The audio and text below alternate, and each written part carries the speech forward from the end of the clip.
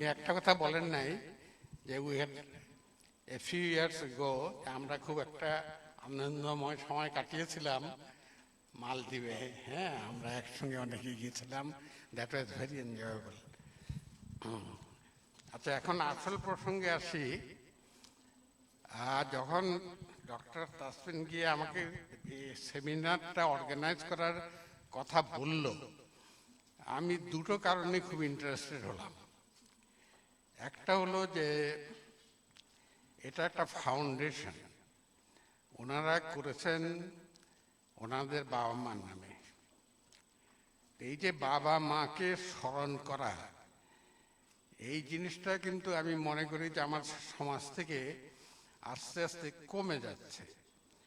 অনেকের সামর্থ্য থাকে না, যাদের সামর্থ্য থাকে তাদের মানসিকতা থাকে না।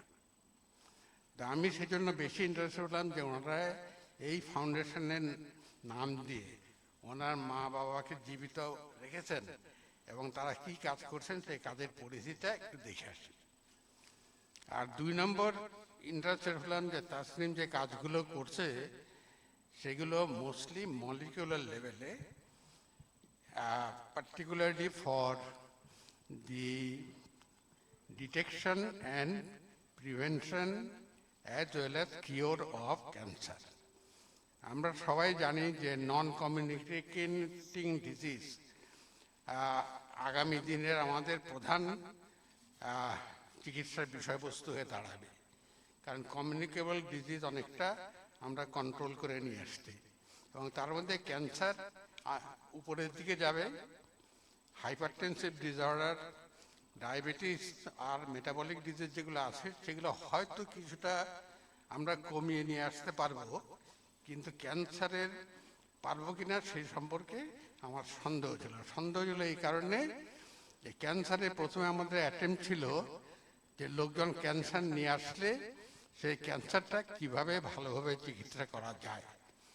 তো আসলে আমাদের সার্জারি, কেমোথেরাপি, রেডিওথেরাপি সবই আসলো, কিন্তু পরের দিকে দেখা গেল যে এই সমস্ত কোনো থেরাপি আমরা ক্যান্সারকে 100% কিওর করতে পারবো না। এটা তো পরে তাসনিম তার প্রেজেন্টেশন বলেছে কারণটা কি। তো তখন ইয়ে হলো যে আমরা ক্যান্সারটাকে ক্যান্সার পর্যায়ে যাওয়ার আগে ধরতে পারি কিনা। তো তখন আসলে স্ক্রিনিংয়ের ব্যাপার, প্রি ক্যান্সারাস কন্ডিশন অথবা যে সমস্ত কন্ডিশন ক্যান্সারকে প্রিডিসপোজ করে সেগুলো যদি আমরা ডিটেক্ট করতে পারি তাহলে হয়তো এটা ক্যান্সারে প্রোগ্রেস করবে না। এবং এটা আমরা জানি যে ব্রেস্ট ক্যান্সার আর সার্ভাইকাল ক্যান্সারে এটা অত্যন্ত সফল প্রোগ্রাম। তার কারণ আছে স্ক্রিনিং, অ্যাক্সেসিবিলিটি আছে, frequency of disease and so on. তো এটাও হচ্ছে, কিন্তু এখানেও দেখা যাচ্ছে যে হয়তো আমরা ধরতে পারবো কিছু পেশেন্ট ক্যান্সার হওয়ার আগে, কিন্তু তবুও পুরোপুরি প্রিভেন্ট করা যাবে না। তো একমাত্র প্রিভেন্ট করতে গেলে আমাদের যেতে হবে ক্যান্সারের অরিজিনে, এবং সেই অরিজিনটা উনি মোটামুটি আমাদেরকে ধারণা দিয়েছেন যে মলিকুলার লেভেলে আমাদের কাজ করতে হবে।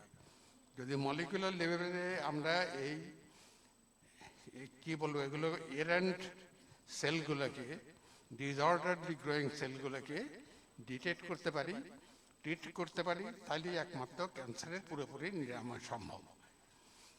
তো এই মলিকুলার লেভেলে আজকাল অনেক রিসার্চ চলছে, কিন্তু রিসার্চের ব্যাপকতা আর আমি বলবো কিছুটা হ্যাপাজার্ডও আমাদের কমন লোকের পক্ষে বোঝা খুব শক্ত।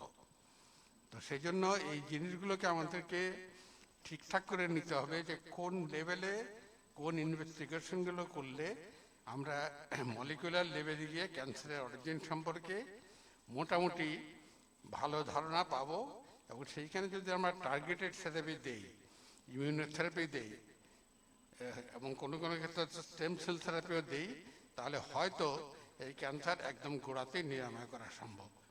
তা আমি তো ক্যান্সার স্পেশালিস্টও না, মোটামুটি একসময় ক্যান্সার চিকিৎসা করতেও তো আমাকে বাধ্য হয়ে, কারণ আর কোনো চিকিৎসক বেসিক্যালি পুরোপুরি ক্যান্সার চিকিৎসা করতেন না, আমাদের সব কিছুই করতে হতো, মাস্টার ছিলাম আমরা সব কিছুরই।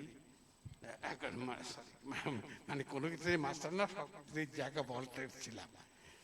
তো যেটুকু ধারণা আমার, আমরা মনে হয় যে ক্যান্সারের অ্যাপ্রোচে যে অ্যাপ্রোচ আমরা নিয়েছি, এটা রাইট অ্যাপ্রোচ। আমাদের বেসিকে যেতে হবে, ক্যান্সারের অরিজিনে যেতে হবে। ক্যান্সার ট্রিটমেন্ট করে হয়তো আমরা ক্যান্সার পুরোপুরি ইলিমিনেট করতে পারবো না। তো সেই জন্য আমি অত্যন্ত খুশি হলাম যে এই ধরনের কাজের অথবা চিকিৎসা অথবা ইনভেস্টিগেশনের সুযোগ সুবিধা আমাদের দেশে কিন্তু আগে খুব একটা ছিল না।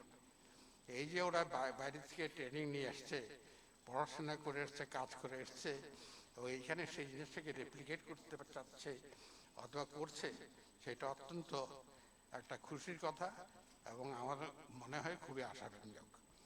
তা আমরা মনে করি যে আমরা চিকিৎসক যারা আছি, clinician, at the other end of the treatment of the disease, যদি ওদেরকে পুরোপুরি সাপোর্ট দেই, সাহায্য করি, সহযোগিতা করি, ওরা যেটুকু সুযোগ সুবিধা তৈরি করেছে সেটা যদি আমরা সুযোগ নিই, তাহলে হয়তো পারস্পরিক সহযোগিতায় আমরা এই ক্যান্সার রোগের চিকিৎসায় আরও এগিয়ে যেতে পারব।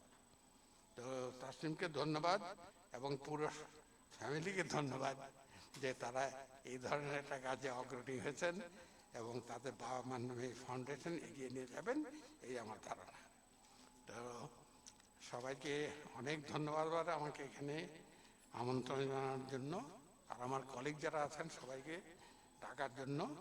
সবাই এসে মোটামুটি আমরা যদি একটা ভালো ধারণা পাই ক্যান্সারের অরিজিন সম্পর্কে এবং কোন দিকে আমরা রিসার্চ করব, কোন দিকে এগিয়ে যাব, কীভাবে কে কার সঙ্গে সহযোগিতা করব, এই জিনিসগুলো যদি আমরা ভালোভাবে করি, তাহলে এ দেশে অবশ্যই আমাদের ক্যান্সার চিকিৎসার উন্নতি হবে।